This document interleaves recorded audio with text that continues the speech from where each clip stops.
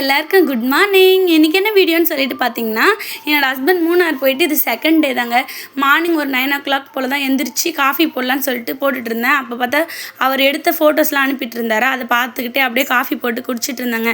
இவர் மறுபடியும் கிச்சன்லேருந்து புதுசாக ஒரு கடாய் எடுத்துகிட்டு வந்து விளையாடிட்டு இருந்தார். சரி மதியத்துக்கு அப்படியே சாப்பாடு வைக்கலான்னு சொல்லிட்டு சாப்பாடும் உருளைக்கிழங்கு காரக்குழம்பும் வச்சுட்டு இருந்தாங்க.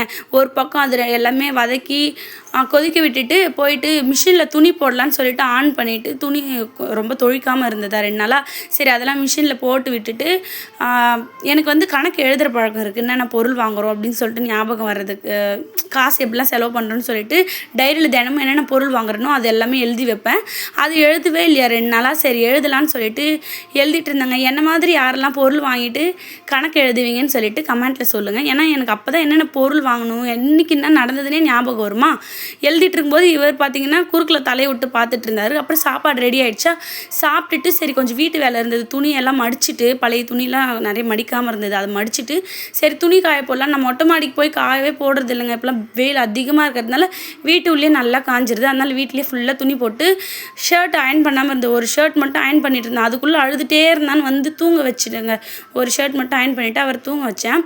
பாத்ரூமுக்கு வந்து ஒரு ஸ்டாண்டு தான் வாங்கினேன். ஆல்ரெடி ஒரு ஸ்டாண்டு இருக்குது, இருந்தாலும் ப்ரஷ்ஷு அதெல்லாம் வைக்கிறதுக்கு கொஞ்சம் வாங்கலான்னு சொல்லிட்டு வாங்கிட்டு அதை செட் பண்ணிட்டேங்க. எப்படி இருக்குதுன்னு சொல்லிட்டு கமெண்ட்டில் சொல்லுங்கள். உங்களுக்கு ஏதாவது லிங்க் வேணும்னா அதை கேளுங்க, நான் வந்து கமெண்ட்டில் லிங்க் பண்ணுறேன்.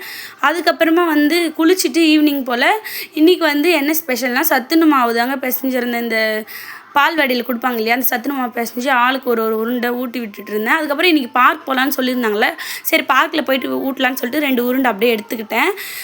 அப்புறமா வந்து கிளம்பிட்டோங்க. நானும் ஷன்விக்கு எல்லாருமே சொல்லிட்டு நடந்தே போயிட்டோம். பார்க் போனால் பெருசாக கூட்டம் ஒன்றும் இல்லை. பேக் சைடில் அப்படியே ஜாலியாக நடந்து போயிட்டு என்னோடய நாத்தனார்லாம் வரேன்னாங்களா, சரி அதனால நாங்களுமே போயிருந்தோம். இவர் பாருங்கள் அப்படியே வழி தெரிகிற மாதிரி இறங்கிக்கிட்டார். போன உடனே இறங்கி அவரும் விளையாட ஆரம்பிச்சிட்டாங்க. அவ்வளோதாங்க, இந்த செகண்ட் டே இப்படியே போயிடுச்சு ஃபுல் டே.